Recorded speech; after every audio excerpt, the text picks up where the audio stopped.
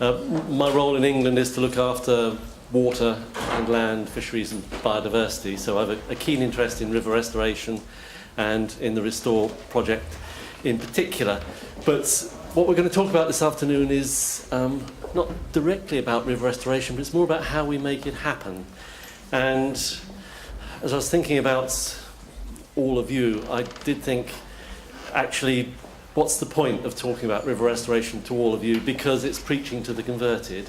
You're all here because you love rivers, because you want to see rivers function in a way which is healthier, to support healthy and lively ecosystems, and all the other things which you know that rivers can do to us. And in terms of 300 or so people at this conference, I think we've got the wrong 300 people here. What we really need are 300 people who don't get it, but have access to money, or resources, or influence, or the ability to make laws, and so on. So hold that thought in your mind, please, as we go through this afternoon, which is, how do we reach out and influence the people who can really help us make a difference, rather than us having all these lovely conversations between ourselves. And if I can work out which button to press, I've got more lovely pictures, but not my presentation. Okay.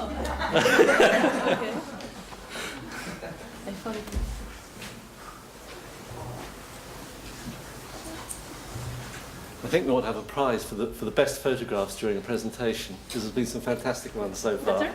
That's better. And I'll apologise in advance for mine, which are much less inspiring than some of the others that you will have seen. So, essentially, preaching to the converted, but how do we move on from that in terms of getting to those folk that we don't normally? And fundamentally, we need to help other people understand what it is that we mean by river restoration. And here's the sort of pictures that we know and love in terms of restoring a river to something more like a naturally functioning watercourse. We need to think about the way in which we present what it is that we are collectively and individually trying to do. Talking about the natural state and functioning of rivers, talking about the whole catchment approach from source to sea, and taking a systems approach to natural processes. And helping other people to understand it's not just about the water in the channel, but it's all the associated habitats and wetlands that go with it, that can make so much difference. And we're not trying to return rivers to how they were before the Industrial Revolution, or before Neolithic man even started chopping down the forests across Europe.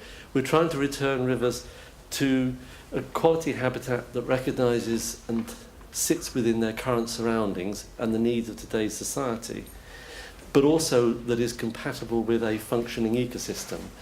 And there's a whole series of tensions and issues within that which we all are probably used to exploring, but need to help others to understand really what is the art of the possible when you're faced with a river like this. And this unhappy looking river flows through a shopping centre called Brent Cross. I try not to visit shopping centres, and I would try very hard not to visit this one. But if this river were functioning more like a river, maybe this shopping centre would look a better place to visit, and you might actually want to go and spend some time there. At the moment, all it does is drain away surface water and take away sewage, but this river could do so much more if it were opened up to the needs of the community in terms of the services which it provides.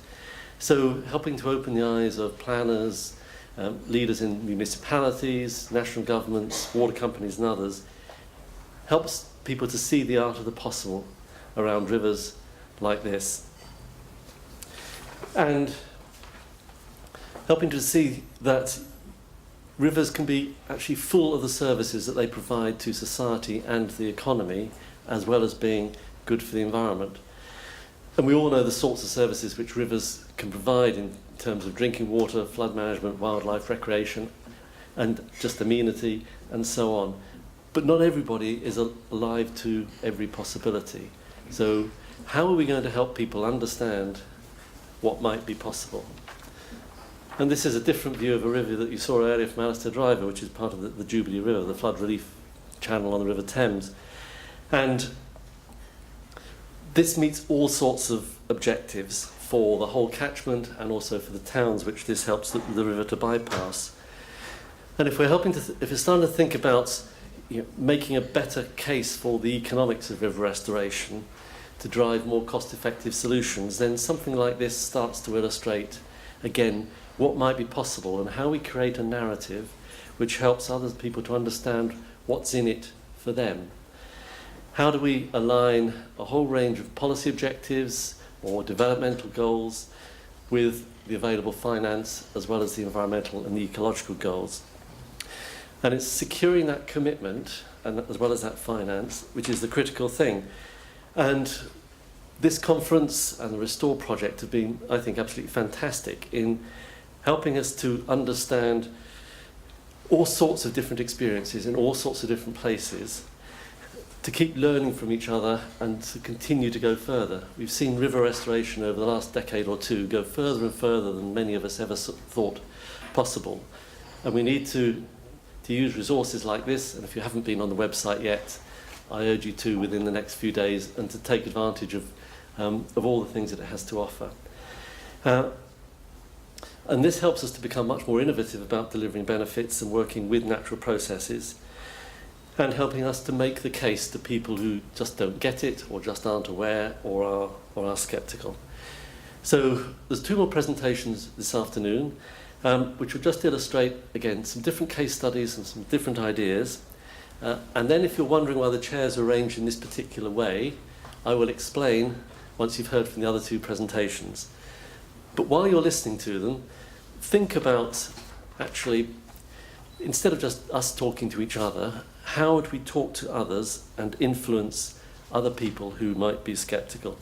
So these are some of the sorts of questions which we will migrate onto when we come onto a little workshop session later, when I'm afraid you'll have to do some work as well. And think about these questions while you're hearing the other presentations, and then think about how we can share the answers and learn from them. So I'll pause there and hand over now to Ian Dennis, who's going to take us through some really interesting slides and a fascinating case study.